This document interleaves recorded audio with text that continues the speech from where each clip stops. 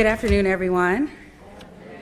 My name is Andrea and I go by Dre. I am the Chairwoman and CEO of the National Black Law Students Association, and I'm also a fourth-year law student at the George Washington University Law School in Washington, D.C. I wanted to take this moment to thank Evangeline, wherever she may be seated, for providing this opportunity for me to bring greetings to you on behalf of NABLSA, as well as, take a look at the future of our legal profession. It looks beautiful, just to make sure that you all know that. Just a little bit about NABLSA. It was founded in 1968 with the mission to increase the number of culturally responsible Black and minority attorneys that succeed professionally, excel academically, and positively impact the community.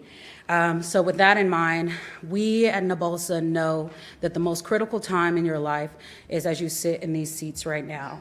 You may be questioning, whether this is the road for me, this is the path for me.